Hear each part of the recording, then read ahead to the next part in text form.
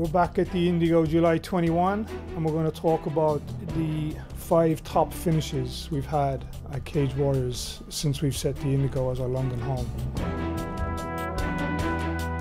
At number 5, we had Jamie Richardson and Hakan Foss, who had an absolute war. Hakan Foss is one of those guys that he's always ready to fight whoever, and Jamie Richardson's the same kind of fighter, you know, tough, durable, willing to take a punch to land a punch, and it was one of those kind of fights. I mean, they battled toe to toe, but ultimately Richardson was just able to connect with the heavier shots, and it was a great stoppage by the referee because Foss, you know, too tough for his own good a lot of the time, stayed on his feet, but just wasn't able to come back with anything. It was a massive win for Jamie Richardson.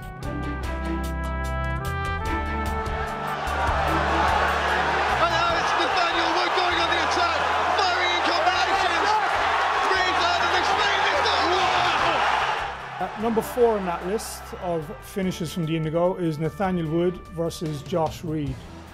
It was a whole load of 50 seconds where everybody thought for the first 25 that belt was going to Wales. We looked over at each other during that round, and it was just absolutely wild. I mean, Josh Reed came out guns blazing. He caught Nathaniel early with a big shot, and you could see Nathaniel would rock back on his heels, trying to regain his senses as Josh Reed was just ploughing forward. Just, you know, the kind of fighter that we love to watch. Josh Reed is aggressive. He throws everything. He takes big risks. And unfortunately on that night for him, it was a risk that he paid for. Nathaniel Wood was backed up against the fence, kind of head full of water, struggling to stay on his feet, and just managed to muster a left hook from hell. I mean, it landed. You could see immediately Josh Reed's reaction.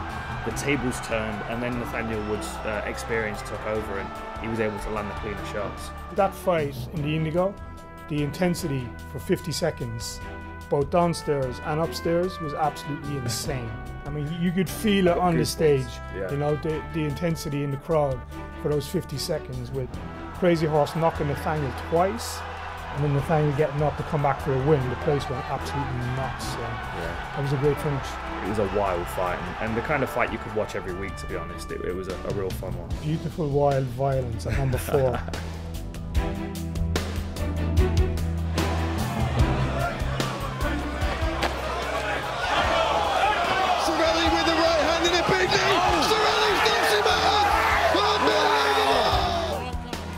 Number 3, we had Murrow Cirilli versus Cara Moore, where Cara Moore was attempting to be a Cage Warriors 2-division champion, but the heavyweight who moves like a flyweight came out of the blocks like Usain Bolt.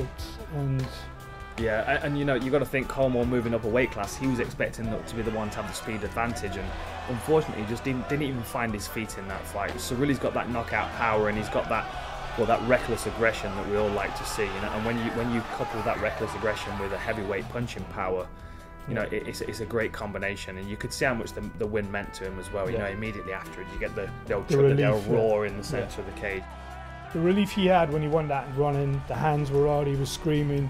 Heavyweight, he got straight up on top of the cage, hands in the air, screaming at the crowd. The crowd were going nuts. But it was, for me, I said before the fight, this guy for a heavyweight moves really fast, and he did exactly that. He came out, caught Carl across the top of the head. Carl went down. Carl never really got to start in that fight. I don't even think he really broke a sweat apart from his warm-up. You know, he really had the perfect game plan, and the perfect punch landed. And this is living up to billing. Yeah. Oh, maybe Craig went with the triangle here. Here's the big squeeze from White. Pulls the head down. And that's the submission! Number 2 on that top 5 list was Craig White submitting Thomas Robertson.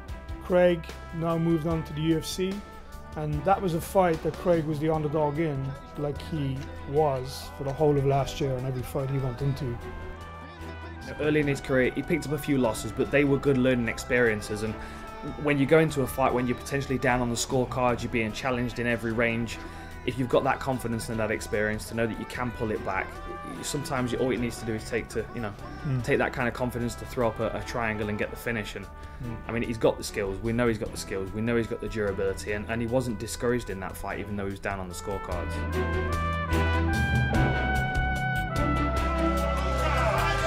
Nathaniel, the prospect word, Luca, the junior vine. Oh, Unbelievable! Number 1 on that top 5 list is Nathaniel Wood, KO'ing Luca Iovino.